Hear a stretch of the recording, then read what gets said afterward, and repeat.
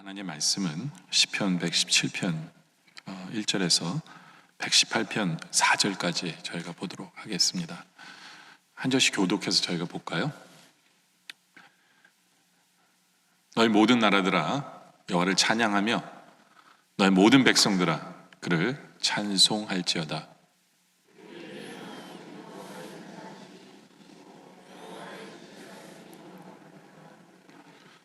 여호와께 감사하라. 그는 선하시며 그 인자하심이 영원함이로다.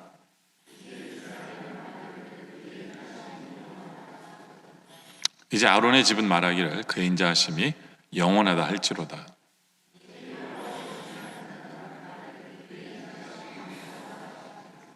아멘. 오늘 우리가 시편 117편과 18편을 저희가 보게 됩니다. 시편 117편은요 1절과 2절 두 절밖에 없는 장입니다.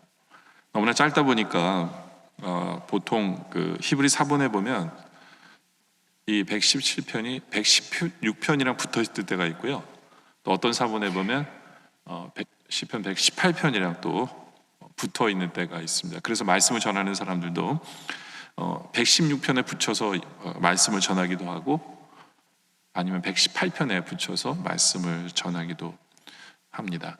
우리가 읽은 내용만 보더라도요 2절에 나온 내용이 1절에, 2절에, 3절에, 4절에 같은 내용의 모습이 나오는 것을 보게 되어집니다.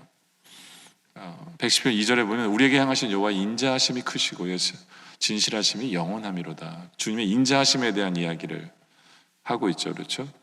근데 시편 118편의 1절에도 보면 그는 선하시고 그의 인자하심이 영원하다. 2절에도 그의 인자하심이 영원하다. 3절에도 그의 인자하심이 영원하다. 4절에도 그의 인자하심이 영원하다. 이 같은 맥락의 내용들이 같이 나오고 있습니다. 그래서 오늘 설교는 117편, 118편을 같이 붙여서 여러분에게 말씀을 전합니다. 근데 시편 118편에 보면 그 시편 기자의 그 마음의 상태가 나옵니다. 7절에 보면은 나오는데요. 나를 미워하는 자들이 있다라고 얘기합니다. 시편 기자의 주위에 나를 미워하는 자들이 있어요. 그리고 10절에도 보면 문 나라들이 나를 에워쌌어요. 적들이 나를 포위했어요. 적들이. 그리고 12절에 보면 그들이 벌들처럼 나를 에워싼 상태입니다. 우리가 이런 상태라면, 적에게 포위된 상태라면 우리는 당연히 두려울 수밖에 없겠죠. 그렇죠? 당연히 두려울 수밖에 없는데 시편 기자는 6절에 이런 고백을 합니다. 6절에 보면 여호와는 내 편이시라 내가 두려워하지 아니하리니. 시편 기자는 상황은 두려워해 마땅한데 시편 기자는 두려워하지 않는다라고 고백합니다. 어떻게 두려워하지 않을 수 있을까? 시편 기자의 고백을 보면 알 수 있습니다. 어떻게 두려워하지 않을 수 있을까? 여러분들 우리나라의 천연기념물 중에 하나가 진돗개죠. 그렇죠? 그 개의 영리함은 세계적으로 인정을 받는데요. 그 진돗개는 아무나 보고 짖지 않는데요. 근데 꼭 어떤 사람이 지나가면 짖는다고 합니다. 누구한테 짖는 줄 아세요? 진돗개는 누구에게 짖느냐면 연구 결과에 따르면요. 두려워하는 사람에게 떤대요. 두려워하는 사람에게 짖는데요. 이 진돗개는 이 촉각이 되게 예민해서요. 그 사람의 모습을 보고 짖는 게 아니라 이 사람이 우리 식구구나 이걸 보고 짖는 게 아니라요. 촉감으로 짖는데요. 자기를 보면서 진돗개를 보면서 뭔가 두려워하는 그 느낌을 느낀대요. 두려워한 느낌을. 그러니까 몸의 진동에 의해서 두려움을 느낀대요. 그거에 의해서 진돗개는 그걸 알고 짖는다고 합니다. 대단한 거죠, 그죠? 두려움을 알아요. 사람이 느끼는 두려움을 느낄 수 있는 개가 진돗개다라는데 우리도 모르는 두려움을 아는 거죠, 그렇죠? 우리도 모르는 두려움을. 여러분들 인간에게는요 숨은 두려움이 있어요. 숨은 두려움이. 많은 두려움을 못 느낄지 모르지만 우리는 두려워하고 있는 상태도 굉장히 많습니다. 그래서 우리는 이 두려움이라는 말 대신에 걱정, 근심, 긴장, 염려, 불안, 경직, 스트레스 다양한 명칭을 붙이면서 그 두려움이라는 표현을 다른 말로 합니다. 사람에게는 약 7천여 개의 두려움이 있대요. 예. 그리고 보통 평균 각 사람당 14가지 정도의 두려움을 갖고 있다라고 이야기를 합니다. 그래서 두려움도요, 이 불안이라는 표현을 쓰는데 급성 불안, 만성 불안, 정상적 불안, 신경질적 불안, 뭐 적당한 불안, 심한 불안, 뭐 이런 여러 가지로 이 불안과 두려움을 나눈다고 합니다.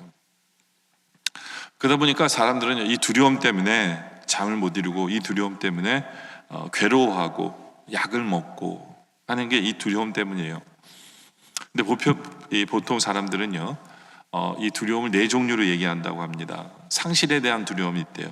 그러니까 뭔가를 잃어버릴까봐, 직장을 잃어버릴까봐, 돈을 잃어버릴까봐, 주가가 떨어질까봐, 뭐 이러한 그 상실에 대한 두려움. 또 고난의 두려움이래요. 질병, 재난, 사고, 우한, 뭐 이런 것들이죠. 그렇죠? 이거는 언제 일어날지 모르는 거예요. 근데 무의식 중에 두려워하는 거예요. 또 실패의 두려움. 일이 안 되면 어떡하면 하나, 시험에서 떨어지면 어떡하나, 직장에서 잘리면 어떡하나, 예. 그리고 죽음에 대한 두려움. 인간은 누구나 죽기 때문에 이거에 대해서 두려움을 느낀다고 합니다. 근데 인간은 두려움에 살 수밖에 없는데, 우리 예수님께서는 이 땅에서 부활하시면서 제일 먼저 제자들에게 하신 말씀이 그거죠. 그렇죠? 두려워하지 말아라. 그렇죠? 그 부활하신 예수님을 전했던 그 천사도 첫 번째 한 말이 뭐냐면 두려워하지 말아라. 그렇죠? 늘 제자들과 예수님께서 동행하시면서 자주 쓰시던 말이 두려워하지 말라입니다. 여러분들, 우리 어떻게 하면 두려워하지 않을 수 있을까요? 시편 기자는 어떻게 두려워하지 않을 수 있었을까요? 첫째는 나를 향한 헷세드를 믿기 때문에 그래요. 이 헷세드란 말이 뭐냐면 2절에 보면 우리에게 향하신 여호와의 인자하심이 크고 해서, 인자라는 그게 바로 헷세드라는 단어예요. 헷세드. 여호와의 인자하심이 크고 헷세드. 또 1절에도 보면, 2절에도 보면, 3절에도 보면, 4절에도 보면 그의 인자하심이 할 때 바로 이 헷세드라는 단어를 쓰고 있습니다. 히브리 말로. 헷세드라는 것은 인자, 뭐 사랑, 은혜, 여러 가지로 성경에는 이 한 단어를 우리 한국 다른 말로 표현하고 있어요. 히브리어에는 단어는 헷세드라는 단어가 하나인데, 근데 이 헷세드란 말은요, 두 그룹에게 사용이 됩니다. 한 그룹은 사람과 사람 사이에도 헷세드라는 단어를 쓰기도 해요. 성경에 보면. 그러니까 성경에 보면 그 아람의 벤하닷 왕이 아합 왕 때 전쟁에서 집니다. 그때 벤하닷 왕이 아합 왕에게 그런 얘기를 해요. 당신은 헷세드한 왕이다 라는 표현을 써요. 그리고 그 헷세드라는 말을 아합 왕이 듣고 이 벤하닷 왕을 죽이지 않습니다. 예. 그러니까 사람 사이에도 써요. 사람 사이에도. 롯 같은 경우에 보면, 과부가 된 롯 같은 경우에 보면 시어머니를 열심히 봉양하죠. 그렇죠? 근데 그 모습을 본 그 보아스가 당신은 당신의 시어머니를 헷세드 한다라는 표현을 써요. 예. 그러니까 시어머니를 잘 모신다라는 표현을 쓸 때에도 인간과 인간 사이에 헷세드라는 표현을 써요. 또 다윗이 왕이 된 후에 사울 왕의 그 자손 중에 그 남은 자를, 그 요나단의 아들을 보살펴 주잖아요. 그때도 쓰는 단어가 헷세드라는 단어를 씁니다. 예, 그러니까 어쩔 때는 뭐 인애라는 단어를 쓰고 어쩔 때는 은총이라는 단어로 번역이 되고 하는데, 그게 다 헷세드예요. 그러니까 이게 사람과 사람 사이에서도 헷세드라는 단어를 쓰기는 써요. 근데 재미있는 게 뭐냐면, 뭐 시편이나 이런데 항상 하나님과 우리 사이의 헷세드를 얘기하잖아요. 하나님과 우리 사이의 헷세드를 얘기하면 꼭 뒤에 어떤 단어를 쓰길 좋아하냐면 영원이라는 단어를 쓰길 좋아해요. 인자하심이 영원하다. 그렇죠? 2절에도 보면 인자하심이 크시고 뒷부분 내면 영원함이로다 라고 인자함이라는 단어를 쓰기를 좋아합니다. 왜 그러냐면 이 헷세드라는 것은요, 변함없는 사랑, 영원한 사랑이 이 단어 안에 포함이 되어져 있기 때문에 그래요. 근데 이게 왜 영원할 수밖에 없고 변할 수밖에 없는 사랑이냐면, 이게 그 covenantal 그 러브이기 때문에 그래요. covenantal, 계약적. 그러니까 하나님은요, 우리와 언약을 맺으셔서 사랑을 하시는 거예요. 그러니까 우리를 사랑하신다라는 것은 하나님의 영원한 약속이기 때문에 하나님이 지키실 수밖에 없는 거예요. 그러니까 하나님의 사랑은, 하나님 우리를 향한 이 헤세드는요, 지키실 수밖에 없어요.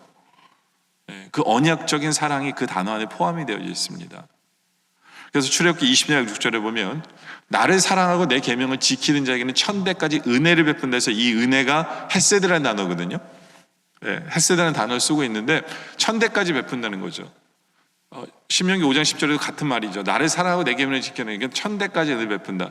이게 마치 조건적인 그 말 같지만 엄밀히 말하면 조건적인 게 아니에요. 천대까지라는 표현은 뭐냐면 하나님의 사랑은 영원하다라는 거예요. 우리가 하나님과 관계를 맺고 살면 우리 하나님 우리를 사랑하지 않을 수 없다는 거예요. 왜냐하면 하나님은 사랑의 하나님이고 그 사랑은요 영원한 사랑을 하시는 하나님이시기 때문에 그 사랑은 일시적인 사랑이 될 수가 없어요. 헤세드라는 거는요 일시적인 사랑이 될 수가 없어요. 하나님 우리를 영원히 사랑하실 수밖에 없어요. 영원히. 그러니까 우리가 한번 자녀가 되면요 하나님은 영원히 우리를 사랑하실 수밖에 없는 거예요. 그래서 우리는 구원을 잃을 수도 없어요. 한번 하나님이 우리를 택하시고 사랑하면 거기는 변함없는 사랑, 한량없는 사랑, 영원한 사랑이 그 안에 다 들어있어요. 그렇죠? 네. 그래서 오늘 시편 기자가 난 두려워하지 않겠다라고 표현하는 거예요. 그러면서 6절에 다시 한 번 더 보면 여호와는 내 편이시니, 내 편일 수밖에 없죠. 왜냐하면 하나님이 나를 사랑하시니까. 그렇죠? 근데 그냥 나 사랑하시는 게 아니라 뭐예요? 영원히 사랑하시니까. 네. 영원히 매 순간 매 초마다 1년에 한 번씩이 아니에요. 매 순간 나를 사랑하시기 때문에 우리는 두려워할 수가 없는 거예요. 두려워하지 않는 거죠. 우리가 그걸 믿는다면 두려워하지 않아요. 사람이 내게 어찌할까? 하나님 내 편이신데요. 그렇죠? 사도 바울도 이런 표현을 해요. 사도 바울도 로마서에 보면 로마서 8장 30절을 보면 그런 즉 일에 대해 우리가 무슨 말하리요? 만약 하나님이 우리를 위하시며 누가 우리를 대적하리요? 같은 얘기. 하나님 우리 편인데 우리 편일 수밖에 없어요. 왜냐하면 자녀 삼아 주셨기 때문에 우리 편일 수밖에 없잖아요. 그렇죠? 하나님의 영원한 사랑으로 자녀로서 사랑해 주시기 때문에 하나님 사랑 때문에 우리를 대적할 사람이 이 세상에 아무도 없는 거예요. 아무도 없는 거예요.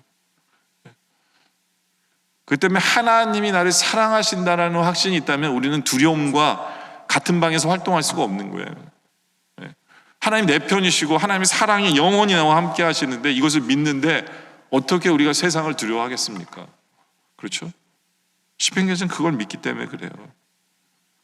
하나님 우리를 사랑하십니다. 변함없이 매년 매달 매주 매일 매시간 매분 매초 바로 우리를 하나님은 끝까지 영원토록 사랑하세요.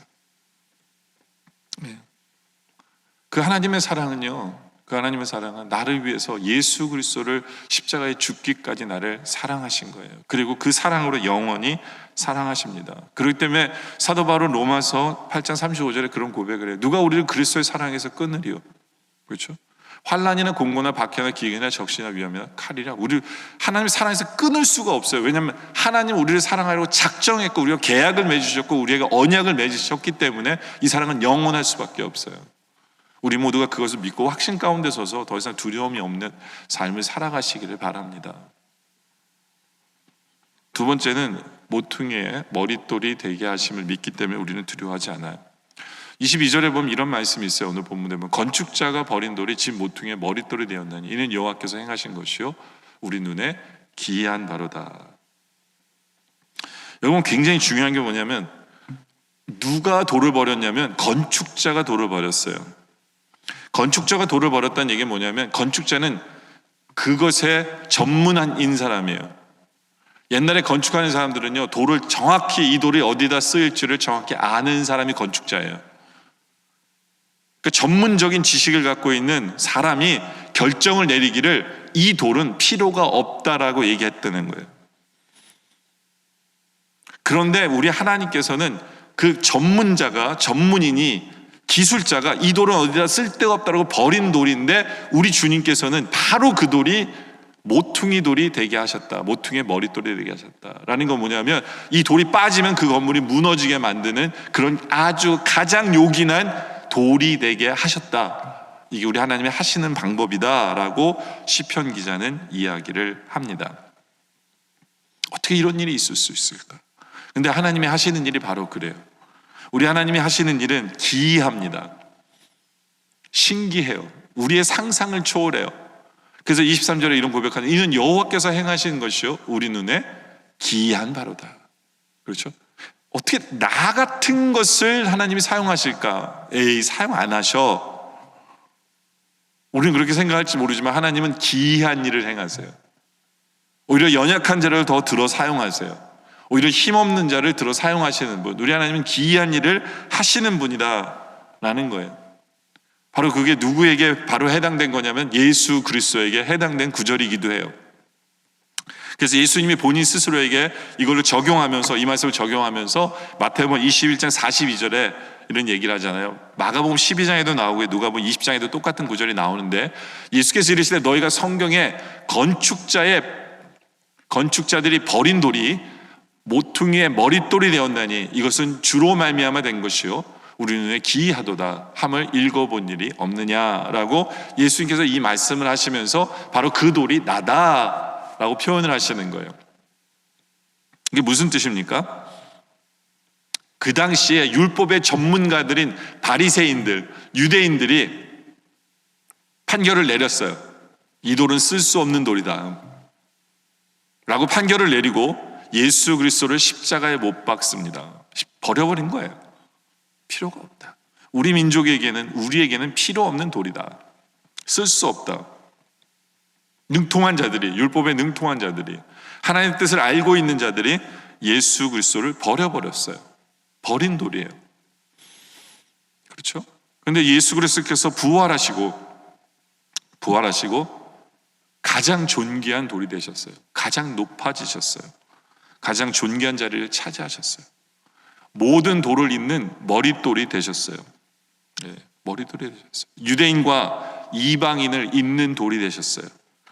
네, 이방인의 벽과 이스라엘의 벽을 잇는 그러한 돌이 되셨어요. 여자와 남자와 헬라인과 유대인과 종과 주인을 하나로 잇는, 그리고 하나님과 우리를, 하늘과 땅을 이어주는, 그리고 시간과 영원을 이어주는 바로 그러한 돌이 되신 거예요.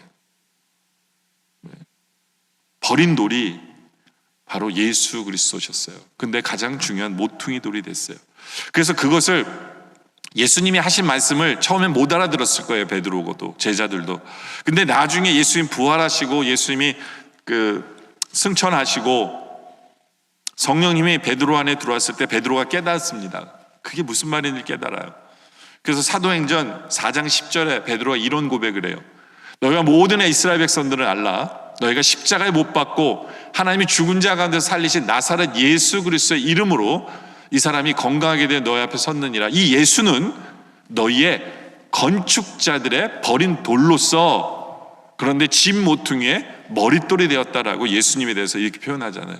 아, 이게 이런 뜻이구나. 예수님이 하신 말씀이 이런 뜻인구나를 베드로가 알아서 사람들에게 바로 주님이 그 머릿돌이다 라고 설명을 합니다. 그러면서 다른 이로서는 구원을 받을 수 없나니 천하 사람 중에 구원을 받을 만한 다른 이름을 우리에게 주신 일이 없습니다. 오직 예수 그리스도가 우리를 구원해 주시는 그 머릿돌이다. 예수님이 빠져버리면 구원은 없어요.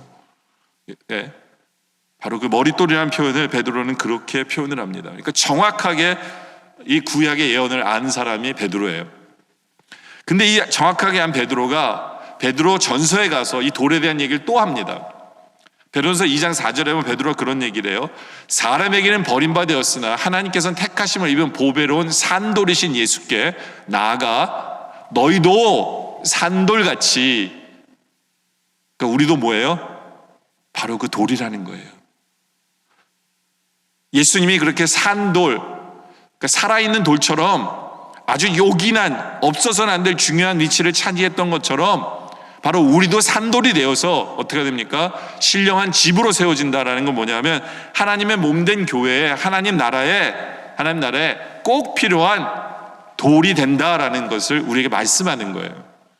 다시 말해서 시편 기자가 우리에게 말씀하는 게 뭐냐 하면, 우리는 세상 사람들이 우리를 아무 쓸모없다고 얘기하고, 어쩌면 우리 가족들이 너는 왜 태어났는지도 모르겠고, 너는 뭐 이 세상에 뭔 일을 할지 모르겠고, 나는 지금 절망 속에 있고, 나는 가진 것도 없고 능력도 없고 할 줄 아는 것도 없고, 내 앞에는 아무런 소망이 보이지 않을지 모르지만 우리 하나님께서는 바로 나 같은 사람에게 계획을 갖고 계신데, 그게 뭐냐 하면 모퉁이의 머릿돌로 사용하신다라는 그 약속을 우리에게 하고 계시는 거예요.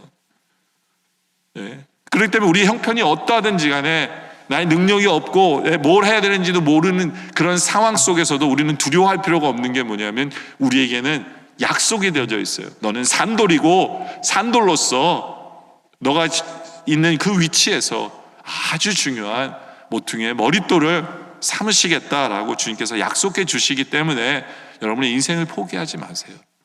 우리 하나님은 포기하지 않으셨어요. 하나님은 아주 귀한 계획을 갖고 계세요. 여러분을 향해서. 네? 그 때문에 두려워하지 마시고 포기하지 마시고 우리 주님을 붙드시는 그런 우리 모두가 되어지기를 원합니다. 세 번째는, 주님이 나의 하나님이시기 때문에 우리는 두려워하면 안 돼요. 28절에 보면 주는 나의 하나님이시라 라고 고백합니다. 주는 나의 하나님이시라.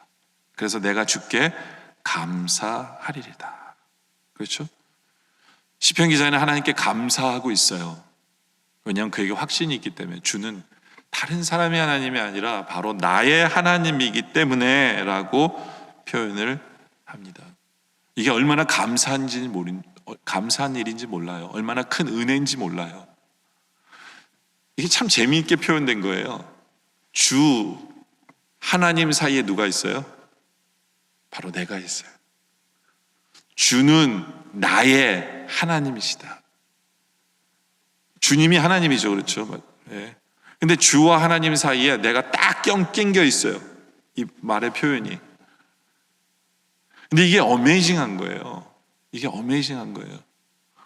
왜냐하면 주님과 하나님, 근데 그 사이에 내가 있는데 이건 도저히 관계를 맺을 가치도 없는 사람이 내가 중간에 있는 거예요. 우리 하나님은 우리를 창조하신 분이에요. 우리 하나님은 전능자 되세요. 우리 하나님 모든 것을 알고 계시는 어메이징한 분이에요. 세상에서 이분처럼 존귀한 분이 없고 만왕의 왕이시고 만주의 주 되시는 그분이 바로 나의 하나님이시다라는 얘기는 뭐냐면, 나와 관계를 맺어주시는 하나님이라는 거예요. 나 같은 사람에게 사랑한다 얘기해 주시고, 나 같은 사람에게 복을 내려주시고, 나와 같은 사람에게 릴레이션십을 갖고 내가 기도하는 걸 들으시는 바로 그 하나님, 이것만으로도 우리는 어메이징하고 놀랍다라고 우리는 고백해야 돼요. 왜냐하면 우리는 하나님과 관계를 맺을 수 있는 자격조차 없는 거예요. 네.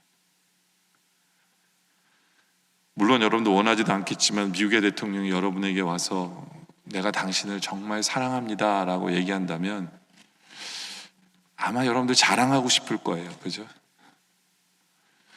물론 트럼프는 아니야 그럴지 모르지만 네. 근데 이 미국의 대통령보다도 비교가 안 되는 거예요. 우리 하나님은요, 그런 하나님이 나랑 관계를 맺고 싶으시다 라는 것, 우린 그것만으로. 근데 자꾸 우리는 하나님 앞에 감사할 때요, 뭘 보냐면 하나님만으로 감사하질 않아요.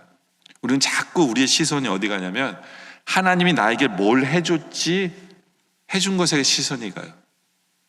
그래서 우리는 우리의 주머니를 열어보면서 이 주머니에 하나님께서 뭘 채워주셔야 우리는 감사하고 은혜라고 생각하는 경우가 참 많아요. 그렇죠? 그래서 하나님이 주신 은혜를 세어보려고 해요. 그러면서 우리는 하나님께 감사하려고 하는 부분이 있고 그것을 은혜라고 생각하는 부분이 있는데요. 근데 그건요, 가장 귀한 거를 우리가 잊고 사는 거예요. 가장 귀한 걸 잊고 사는 거예요. 시편 기자는 그걸 정확히 알고 있어요. 그래서 시편 기자는 얘기하는 게 뭐냐면 주님이 나의 하나님이시기 때문에 이게 감사라는 거예요. 주님이 나에게 뭘 주셨기 때문에 감사한 게 아니에요. 시편 기자는 주님 때문에 감사하다는 거예요. 주님 때문에. 여러분 한번 생각해 보세요. 여러분들이 이렇게 부부관계에서 여러분들이, 제가 남편인데 저희 와이프한테 매번 나한테 밥 해줘서 고마워 라고 했는데, 뭐 그걸로도 감동받을 수 있어요. 아, 우리 남편은 참 감사하는 사람이구나 해서 감동받을 수 있지만, 예? 이게 다른 말로 하면요, 밥을 안 해주면 고맙지 않다는 얘기거든요. 예? 밥을 해줬기 때문에 고마운 거거든요. 밥을 해줬기 때문에. 예? 그러면서 이게 프레셔가 될 수 있어요. 다음번에 꼭 밥 해줘. 예? 밥 안 해주면 내 사랑이 없을 줄 알아. 이런 표현일 수도 있어요. 무슨 얘기인지 아세요? 우리 하나님 앞에서도 마찬가지예요. 하나님, 이것 때문에 감사합니다. 그것으로도 참 귀한 마음이에요. 귀한 고백이에요. 근데 그게 없으면 어떨까요? 그걸 안 주시면 어떡할까요? 안 주시면 어떨까요? 우리는 정말 사랑이라는 건 뭐냐면 존재 자체로 감사해야 되는 거잖아요. 네. 당신이 내 옆에 있어서 난 얼마나 좋은지 몰라. 네? 당신만 보면 밥 안 먹어도 난 좋아. 네? 여러분의 배우자가 그렇게 얘기해주면 그게 진짜 사랑이 아닐까요? 네? 아무것도 안 해줘도 좋아. 그냥 당신이 있어서 좋아. 당신 때문에 좋고, 당신이 내 아내려서 좋아 라고 얘기할 수 있으면 그게 진짜 사랑이죠. 시편 기자는 바로 그런 고백을 하는 거예요. 그냥 주님이 뭘 해주셨기 때문이 아니라 주님 때문에 좋은 거예요. 근데 주님 때문에 좋다 보니까 세상의 모든 게 좋게 보이는 거예요. 네. 그리고 주님 때문에 좋다 보니까 주님이 해주신 게 너무나 많은 거예요. 너무나 많은 거예요. 너무나 많은 거예요. 네. 그래서 따져볼 수도 없는 거죠. 따지다 보니까 뭐 이건 너무나 많은 거예요. 그러니까 따지는 게 무용지물인 거예요. 따지는 게 무용지물이에요. 너무 많기 때문에 이건 일일이 다 어떻게 따질 수가 없는 거예요. 하나님 우리에게 해주신 게, 네. 하나도 안 주셔도 되는데 우리에게 해주신 게 너무나 많은 거예요. 너무나 많은 거예요. 그래서 시편 기자가 그런 얘기를 하는 것 같아요. 시편 106편 1절에도 보면 할렐루야 여호와께 감사를, 그런 선하심에 그 인자하심이 영원하다는 게 뭐냐면 너무나 많다는 거예요. 하나님 날 사랑해 주신 게 너무나 많다는 거예요. 너무나 많은 거예요. 네.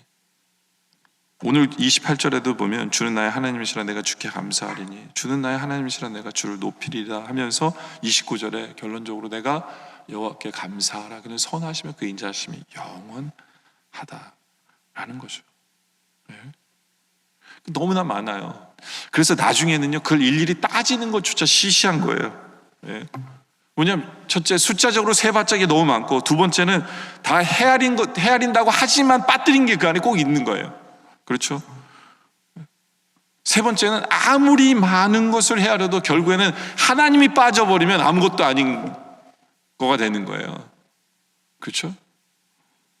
그때 우리는 이걸 다 경험했기 때문에 우리는 하나님만으로 주님 감사합니다. 하나님만으로 은혜입니다. 나는 하나님 때문에 두려워하지 않습니다 라는 고백이 나올 수 있어야 돼요. 그래서 시편 기자가 73편 25절에 이런 고백하잖아요. 하늘에게서는 주 외에 누가 내게 있으리요, 땅에서는 주밖에 내가 사모할 자 없다. 난 주님만 저는 사모합니다. 주님이 뭘 주시는 걸 사모하는 게 아니라 저는 주님만 사모합니다. 28절에 보면 하나님께 가까이 하면 내게 복이라. 그렇죠? 하나님이 내 옆에 계시는 게 내게 복이라는 거예요. 하나님이, 다른 게 원하는 게 아니라 하나님을 원하는 거죠. 하나님. 네. 그렇기 때문에 내가 지금 현재 내가 살아가는 인생이 힘들고 고통스러워도 주님이 내 옆에 있으면 나는 행복하다는 거예요. 반대로 내 삶이 아무리 잘 나가고 형통하고 많은 것을 소유했을지라도 내가 주님이 느껴지지 않으면 그건 아무것도 아니라는 거예요. 네. 주님 앞에서 뼈 아픈 눈물을 흘리는 것이 주님의 등 뒤에서 웃는 것보다 더 낫다라는 거예요. 네. 왜냐하면 난 주님만을 원하기 때문에, 난 주님만을 원하기 때문에. 바로 이것이 우리의 고백이길 원해요. 그렇다면 시편 기자처럼 우리는 고백하게 돼요. 28절에 보면 주는 나의 하나님이시라. 그때 내가 주께 감사하리이다. 감사하리로다. 감사할 수밖에 없어요. 근데 감사함으로 끝나지 않죠. 정말 주는 나의 하나님이시라는 것을 내가 느끼고 주님만 원하는데 주님이 나와 함께 하심을 보면 우리는 감사로 끝나지 않고 그 다음 뭐냐면 주는 나의 하나님이시라 내가 주를 높이리이다. 이건 당연한 거예요. 주님이 나에게 베푸신 은혜가 너무나도 크고 놀랍기 때문에 그걸 경험하면서 난 가만히 있을래, 난 아무것도 안 할래, 난 대충 살래. 우린 절대로 그럴 수 없어요. 사람이라면 절대로 그럴 수 없어요. 그 은혜가 너무 크고 너무나 감사하다면 우리의 당연한 고백은 뭐냐면 주님을 높이며 살고 싶습니다. 나는 낮아져도 주님만이 영광 받으시기를 소원하며 삽니다. 이것이 우리의 소원되는 거예요. 오늘날 우리 신앙생활에서 가장 현저하게 가장 부족한 것 중에 하나가 뭐냐면 주님의 영광을 위해서 우리가 선택하는 일이 별로 없어요. 다 나를 위해서 선택해요. 나를 위해서. 그걸 반대로 얘기하면 우리는 주님만으로 만족하지 않다는 거예요. 반대로 얘기하면 주님 때문에 나는 행복하지 않은 거예요. 뭔가가 더 있어야 된다라고 생각하기 때문에 우리한테는 주님 높아지기로 소원하는 그 소원이 없고 주님을 높이는 그 행동이 없는 거예요. 여러분들 우리의 삶의 모습은 어떠합니까? 우리는 주님 때문에 주님이 나와 함께 하심을 내가 지금 경험하고 있기 때문에 주님, 내가 주님을 높이기를 소원합니다 라는 이 고백이 당연하게 나오는, 절로 나오는, 그래서 그런 삶을 살아가는 그런 우리의 모습이 되길 원합니다. 그런 사람은 두려워하지 않습니다. 않아요. 이제 말씀의 결론을 내리죠. 여러분들 왜 우리는 두려워하고 있습니까? 뭔가를 잃어버릴까 봐 왜 두려워합니까? 뭔가를 갖고 있음에도 불구하고 왜 불안합니까? 네. 혹시 그 이유가 하나님의 헤세드를 믿지 않기 때문입니까? 하나님 우리를 사랑하신다라고 우리는 알고 있는데 우리는 정말 믿고 있습니까? 그 하나님의 사랑은 일시적인 사랑이 아니에요. 영원한, 끝없는, 변함없는, 변찮는, 한량없는, 우리가 하나님 만나는 그 순간까지 만나고 난 후에도 계속되어지는 그 헤세드의 사랑임을 믿고 두려워하지 말기를 원합니다. 또 우리가 아무리 지금 미천하고 아무 능력도 없고 아무것도 할 수 없는 것처럼 생각될지 모르지만 우리는 산돌입니다. 결국 우리 주님께서는 가장 중요한 자리에 모퉁이의 머릿돌이 되게 하실 것입니다. 확신을 가지시기 바라요. 포기하지 마세요. 걱정하지 마시기 바랍니다. 그리고 주님은 나의 하나님이다. 다른 사람의 고백이 아니라 바로 나의 고백이길 원합니다. 나를 사랑하시는 그 주님. 주님이 나에게 너무나도 많은 것을 이미 베푸셨기 때문에 그것이 나의 믿음이 되어서 결국에는 주님 따져보니까 저 다른 거 필요 없습니다. 저 주님만 원하는데 주님이 나와 지금 함께 하심에 저 두려워하지 않습니다. 주님 감사합니다. 주님 때문에 이제부터는 주님만 높이며 살기를 원합니다. 주님 나를 사용해 주세요. 이것이 우리의 절로 된 고백이고 소원이고 바로 그러한 삶을 통해서 날마다 두려워하지 아니하고 주만 높이며 살아가는 그런 우리 모두가 되어지시기를 주님의 이름으로 축원합니다. 기도드리겠습니다. 아버지 하나님 감사합니다. 주님의 인자하심이, 주님의 헤세드가 나에게 영원하기 때문에 감사합니다. 영원히 나 같은 사람을 사랑해 주심에 주님 감사합니다. 또 하찮은 우리들, 아무 능력 없는 우리들, 결국에는 모퉁이의 머릿돌이 되게 하신다라고, 산돌이라고 말씀해 주시면 감사합니다. 이제 주님 믿고 기대합니다. 포기하지 않습니다. 주님 더 의지합니다. 역사하여 주시옵소서. 아버지 하나님, 나 같은 사람에게 전능자 되신 하나님께서 나의 하나님 되어 주심에 주님 감사드립니다. 예전에는 하나님께서 베푸신 것 때문에 모든 것이 은혜라고 여겼지만 이제 그 모든 것을 경험한 후에 우리의 고백은 주님만 원합니다. 주님만 필요합니다. 주님만 사랑합니다. 주님이 지금도 나와 함께 하시는 그 주님 때문에 우리가 기뻐하고 감사하며 만족하며 이제 주님을 높이며 살기를 원합니다라는 고백이 우리의 저절로 되는 고백이 우리의 소원되게 하여 주시옵소서. 지금도 나와 동행하시는 주님을 바라보며 두려워하지 아니하고 담대하게 주의 영광을 위해서 살아가는 우리 모두 되게 하여 주시옵소서. 예수님의 이름으로 기도드립니다. 아멘.